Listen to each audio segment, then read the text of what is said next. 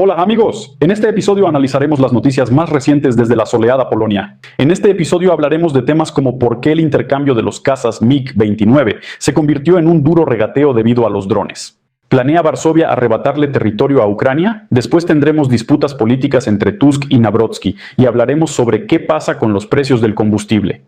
Por favor, vean el video hasta el final, denle like, apoyen a la clase trabajadora, apoyen la aerodinámica. Amigos, gracias por su apoyo. Así que revisen la campanita y nosotros vamos al grano.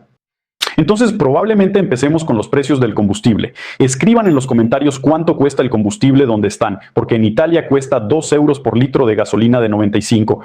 Y en Polonia hay una Santa Bárbara capitalista de primer nivel, el punto del conflicto. El gobierno de Donald Tusk decidió pellizcar un poco a los varones locales del combustible de Orlen, como diciendo, bueno chicos, en primavera hubo ese alboroto geopolítico. Se dispararon los precios de la gasolina a niveles récord. Ustedes ganaron tanto dinero que ya es hora de compartirlo con el presupuesto nacional. Así que Tusk presentó un proyecto de ley. Recuperar retroactivamente 4.000 millones de zlotys. Y aquí entra en escena el señor presidente Karl Nawrocki, que sus días se prolonguen muy puro e intachable. Y dice, oigan, no muchachos, queridos míos, la ley no tiene efecto retroactivo. Lex retro non agit. ¿Qué, no estudiaron derecho romano o qué? No voy a permitir que roben a los empresarios corporativos honestos, y menos de manera retroactiva, y manda todo este asunto directamente al Tribunal Constitucional. Bueno, amigos, ¿qué significa esto realmente, verdad?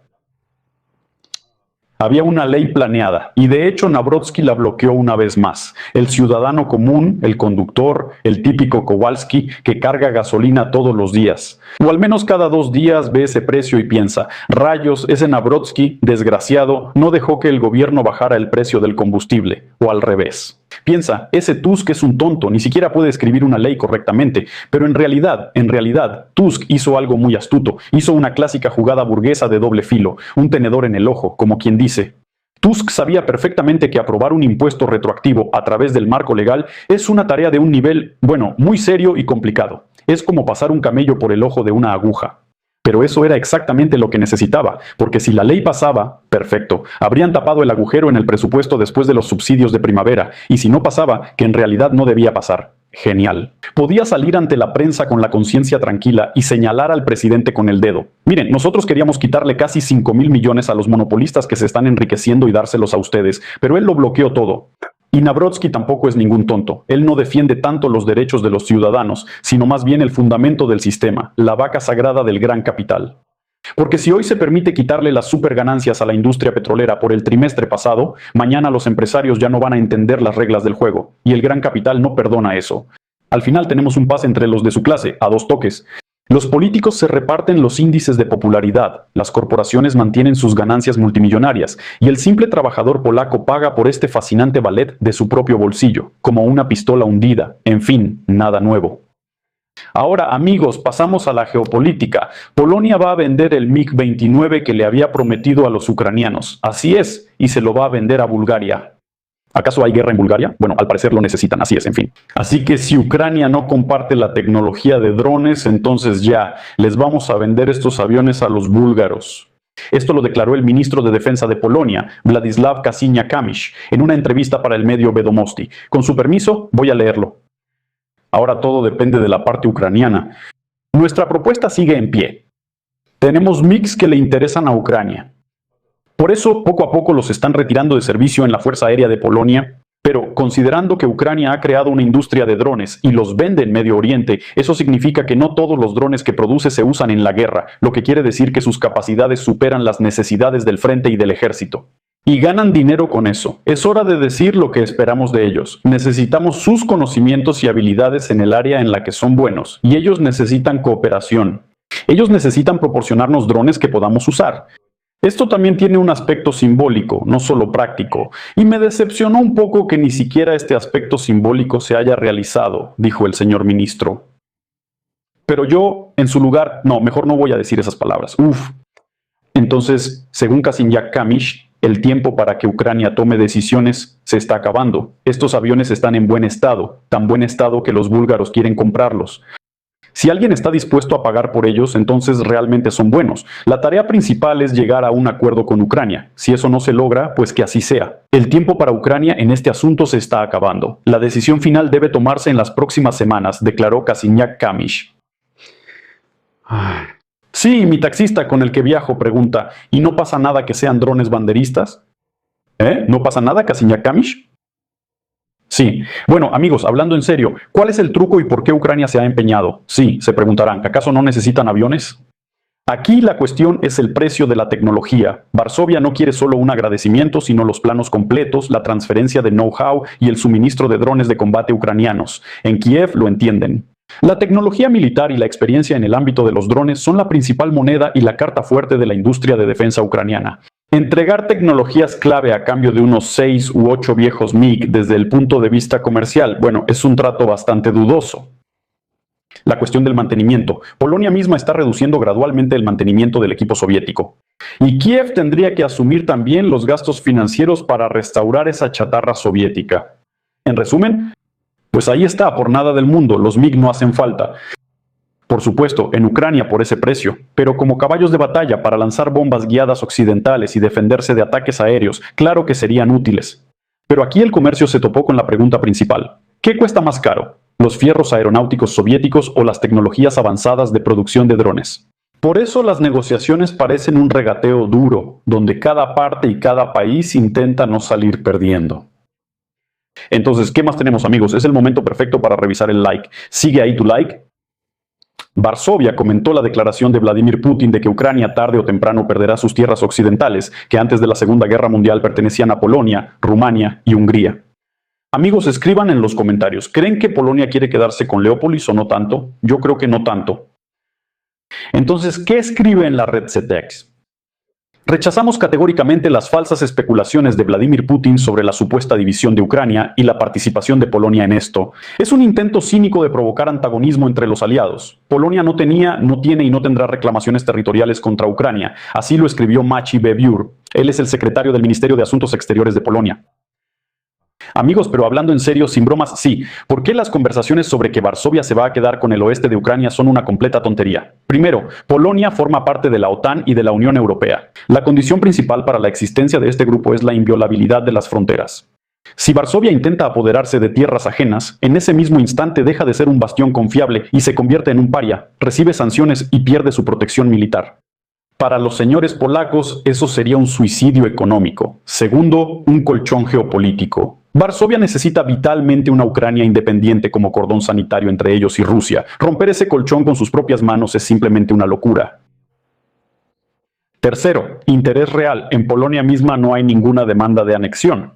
Incluso los ultraderechistas más extremos que gritan sobre la historia y Volinia quieren exhumaciones y puntos políticos, no millones de nuevos ciudadanos desleales y una infraestructura destruida. Ni siquiera pueden poner orden en su propio país. ¿Qué se puede decir de adquirir nuevos territorios? ¿De dónde viene el alboroto?, se preguntarán. El cuento sobre la partición polaca lo están difundiendo activamente desde Moscú desde hace varios años. Es un trabajo clásico de propaganda para sembrar paranoia y enfrentar a los aliados. Así que no habrá ningún cambio de fronteras. Bueno, en un año pueden volver a este video y verlo. Y escribirme, ay Denis, ya se quedaron con Leópolis. Luego, para la clase gobernante en Varsovia, esto simplemente no será fácil. Estudien historia, no caigan en manipulaciones baratas.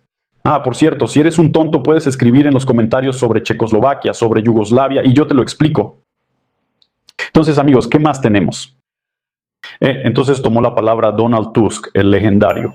El motivo fue aquel incidente tan sonado y sumamente desagradable de ayer, o mejor dicho, de anteayer. No quería, digamos que no quería, el vil ataque a la pareja ucraniana en Wrocław, en una tienda Żabka. Y el señor Donald Francisek declaró públicamente que es hora de declarar la guerra a la violencia y directamente desde la tribuna se dirigió a los oponentes, es decir, al presidente Nawrocki y al líder del PiS, Jarosław Kaczynski. El presidente, sin cortarse en sus expresiones, expuso una verdad básica de la economía política. Los pandilleros callejeros, los peleadores a puño limpio de esa promotora Gromda y otros defensores de las fronteras de organizaciones ultraderechistas como el movimiento Bankevich, ¿ustedes creen que se comportan de manera inadecuada porque sí o que hay algo detrás? Tusk dice, no es porque sí. Ellos sienten que tienen detrás de sí un mandato político y protección. Y Tusk lo dijo directamente. Recordó cómo altos funcionarios del campo de la derecha antes elogiaban públicamente las peleas callejeras y las peleas pactadas, llamando los combates nobles, valientes, cuerpo a cuerpo, e incluso llamaban a crear casi escuadrones voluntarios de autodefensa, patrullas de ciudadanos comunes, tal vez ya las han visto. Y ahora el primer ministro les muestra el resultado práctico de esa propaganda. Dice Tusk, miren cómo se ve su combate noble cuando 3 matones golpean a patadas a un chico y le destrozan la cara a una chica. ¿Por qué? Simplemente por el acento en la tienda. Si pueden relacionarlo con Bolinia, por supuesto, escríbanlo en los comentarios. Sí, se notará su coeficiente intelectual negativo. Tusk subrayó que este tipo de comportamientos salvajes no solo representan una amenaza para todos los habitantes del país, sino que también destruyen por completo la reputación internacional del Estado, convirtiendo esa supuesta hospitalidad entre comillas en un simple fascismo callejero. Los políticos de derecha, solo por un voto en las elecciones, durante años han estado alimentando este tema. Ay, vamos a defender a Polonia. Y elogiaban a todos estos radicales. Los pandilleros en las calles lo tomaron como una señal. A los nuestros se les permite todo. Tusk ahora usa estas peleas para restregárselo en la cara a sus oponentes y mostrarles. Su retórica genera un crimen callejero banal que avergüenza al país. De esto, sinceramente, creo que no servirá de mucho. ¿Qué hará Navrotski? Ahora mismo él está en una especie de encrucijada política, por eso su reacción, si es que la hay, aunque creo que se va a quedar callado, será lo más cautelosa posible. Por supuesto, no habrá una condena directa a los suyos. Si él condena duramente a los radicales, perderá parte de su propio electorado de derecha, que cree en la historia de la defensa de las fronteras y todo eso. Es posible que Navrotski desvíe la atención hacia la delincuencia común. Sí, su oficina, ¿cómo se llama? La Cancillería. La Cancillería emitirá un comentario ambiguo en el sentido de estamos en contra de cualquier tipo de violencia, que la policía se encargue de la delincuencia y de los delincuentes conforme a la ley. Bueno, no hay que mezclar la política aquí ni llamar patriota a cada tonto o alborotador. O simplemente, lo más probable, creo que será la opción de ignorar a Tusk. El Palacio Presidencial difícilmente aceptará salir a un duelo público bajo las reglas de Tusk. Les resulta más fácil quedarse callados o cambiar el tema a los fracasos del gobierno en el ámbito de la seguridad, que es justamente lo que se hizo, ¿verdad? Porque el vocero del presidente ya respondió, mientras yo preparaba el programa, sí, en el último momento ya respondió, que, ¿saben cuál es el problema? Tusk no puede garantizar la seguridad en las calles polacas, por eso hay calles donde hace unos años no ocurrían incidentes como estos. ¿Tiene sentido, amigos? Pues parece lógico, ¿no? Tusk fue quien nombró a al ministro del Interior y Administración. Aquí Tusk lo nombró. ¿Pasó esto hace algunos años? Sí, pasó, pero esto es un clásico de echarle la culpa a otros. Tusk habla sobre la causa, sobre cómo la retórica de la derecha ha legitimado el fascismo callejero, y el vocero del presidente de inmediato desvía la atención hacia el síntoma. Pues eso, caray, eres tú, Tusk, el que patrulla mal las calles porque según ellos antes todo era mejor. Eso es. En fin, es un truco político estándar. Cuando te atrapan provocando un incendio, dices, caray, son sus bomberos los que trabajan lento, ustedes no entienden nada. A ver, ¿qué más quiero decir? Unas palabras más sobre la primera dama. Sí, le prestamos criminalmente poca atención. Desde agosto de 2025, la primera dama de Polonia es Marta Nawrocka. Ella realmente promueve la imagen de una madre cercana a la gente y madre de 3 hijos. Incluso lanzó su propia fundación, que formalmente se dedica a combatir el odio y apoyar a los niños. Y por cierto, sobre las golpizas a niños ucranianos en Polonia, ¿por qué guarda silencio?, se preguntarán. Bueno, porque, como pueden ver, en Polonia la institución de la esposa del presidente tradicionalmente evita cualquier tema político delicado, se los digo yo. Las primeras damas anteriores, incluyendo a Agata Kornhauser-Duda, durante años fueron criticadas por guardar silencio sobre temas controvertidos.